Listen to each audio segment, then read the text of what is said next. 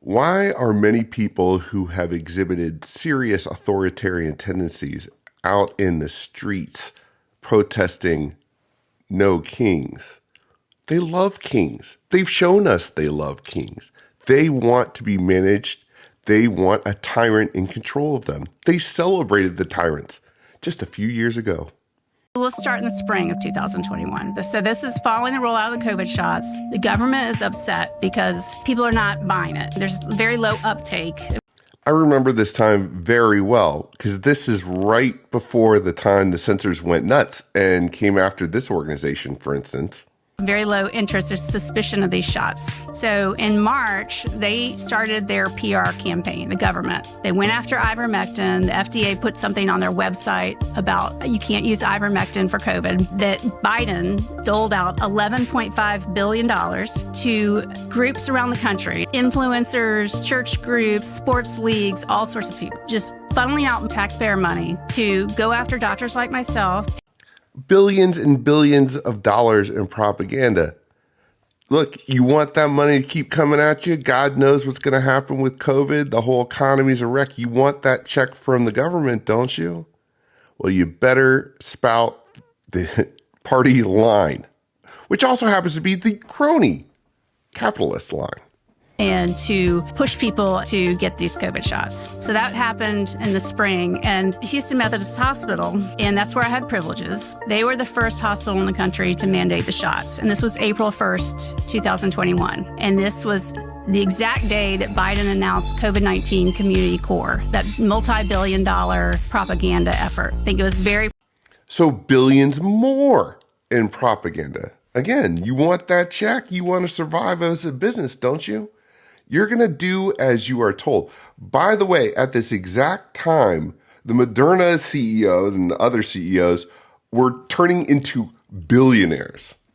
Purposeful. I think the mandates started in Houston for a reason. I think that they knew if they could get away with the mandates in Texas, they could get away with them anywhere. Bingo. They wanted to see how much fear could compel people even in Texas. Look, I remember people I know well washing money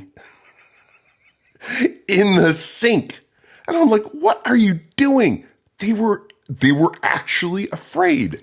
And many politicians took COVID as their great opportunity to consolidate the type of power that they truly want.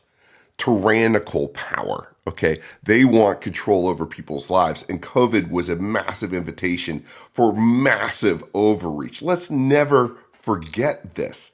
And Gavin Newsom, who's talking about, no tires now, Trump is this bad guy and all this stuff. And we're not defending Trump. Again, as we always have to say, Trump is a huge mixed bag. But for Gavin Newsom to talk about authoritarianism and kings is insane. A swimmer, I've been a swimmer my whole life. We shut down all the swimming pools because they didn't think it was safe to have people swimming in a vat of chlorine. I mean, if you wanted to raise the chlorine level attached, that's fine. But it was not, oh my gosh, you can't be in a swimming pool. Come on, people. I don't know if you saw, Gavin Newsom has a new podcast, and he had Charlie Kirk in there. And Kirk goes, hey, why me? It seems it's interesting. You're going to let me in on your podcast. And Governor Newsom here in California goes, well, my son's a great fan of yours. And Charlie says, why isn't your son here? He goes, well, he has school. He can't miss school. And he goes, really? Oh, so you wouldn't let your son miss a few hours of school? Absolutely not. Why'd you close us down for 2 years, damage all those kids that you didn't care about? Well, your kids went to private school. Give me a break. Why'd you shut the beaches? And we know why, because the teachers' unions own him. And the teachers' unions were full of nervous Nellies who were afraid they were going to die of the plague if they went and actually did their jobs. So what they did is they hung those kids, a generation of kids out to dry because they were afraid and didn't understand what was actually going on. And one can almost not blame them because they're being told by their leadership and the entire Democratic Party that the plague is upon them and that Armageddon is here. Not that, they would ever use the word Armageddon. And God help you if you actually understood risk and you understood statistics. Look, if you were under the age of 50, basically a shrug.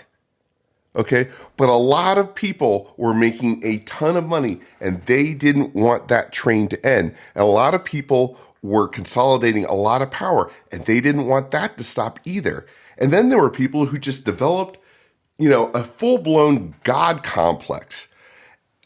Mr. Fauci comes to mind. Number of people, for one reason or other, who just do not want to comply and get vaccinated. We've got to get them vaccinated. And hopefully they will do it willingly. If not, there will have to be things that will essentially put pressure on them, such as you're not going to work in this particular agency or institution. You're not going to be able to go to this college or this university. Yeah, tell me about no kings. Unless, in fact, you get vaccinated. And I believe that once we start doing that, you will see more and more people willingly get vaccinated. That's right, willingly. You want to keep your job? You're going to willingly get vaccinated, even if you don't want to. Willingly. Now, of course, when all this is going on, people are getting arrested for not wearing masks outside. Let's never forget that.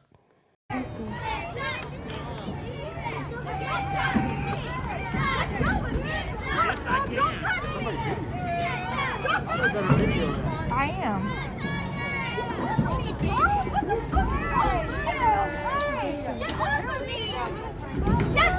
your hand behind your back. I will not put my hand behind my back. I'm not friendly, doing nothing wrong. Get off of me. COVID was a great time to be a bully because it gave free rein to the bullies at the government level, at the cop level, the busybodies, okay, the people who just cannot stand people being free, the people who cannot mind their own business. For a few years there, they got to run the show and they loved it and they ran with it. They are tyrants. They are authoritarians. And now they're in the streets talking about no kings. Spare me. It was, however, a very bad time to be somebody trying to live the American dream. So many small businesses died in COVID because the politicians, the tyrants, okay, the busybodies, the micromanagers decided that they were going to shut down the little businesses, the people who were trying to build a life for themselves. Now remember, the big box stores, all those, the big giant corporations, they stayed open. It was the little guys who had to shut down. Now, there is a little cafe near me, and they had just purchased this cafe a few months before COVID hit. And somehow, some way, they survived. But in that time, the owner had a heart attack. Now they are thriving, thank God. But so many other small businesses, so many other families were crushed. My organization almost died during that time. And that is a significant part of how I make my living and take care of my family. I will never forget that. It's been 7 long, grueling months for restaurants in the U.S. More than 100,000 have already closed. Thousands more will likely face that same fate. We're back where we started in March. We really are. John Doherty owns the Playwright Irish Pub in Midtown Manhattan. His PPP loan is used up, and even with outdoor and 25% indoor dining, it's simply not enough. And this guy's story is not unique. I don't know if he survived or not, okay? But it's just not enough. His PPP loan wasn't enough. All this guy wanted to do was do business. Everybody knew it was BS. Everyone knew at this point that the whole COVID thing, the whole bit, okay, was making a ton of people rich and a lot of politicians a lot more powerful while the rest of the world suffered because they couldn't just say the truth. And the truth was, COVID is out there. Some very, very old people who are probably ill already, who are obese, who have other issues, that potentially is a problem for them. But for the majority of people, Life would have gone on no problem. Businesses would have survived. Children would have been educated. Families wouldn't have imploded as people were stuffed into their houses, hating each other for months on end. Think about that. And these people want to talk about tyranny, and they want to talk about kings. No, we lived through the closest to anything that I ever thought I'd ever see in this country to dictatorship. It was unreal. It was like a bizarre nightmare. No one even wants to talk about it now because it was so painful.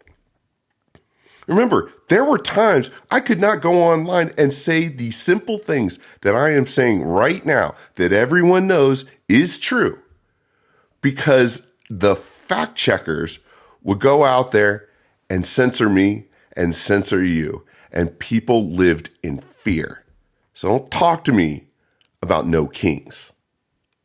The documents that we're declassifying, that we've just done 3 over these last couple of weeks, really get to how they did what they did, the groundwork they laid out in ultimately labeling those who criticize the Biden administration's policies on everything from COVID vaccine mandates to those criticizing the Biden administration's open borders as those who are likely to become domestic violent extremists, and how they weaponize the national security state, the intelligence community, federal law enforcement against everyday Americans, simply exercising our fundamental First Amendment rights guaranteed by the Constitution.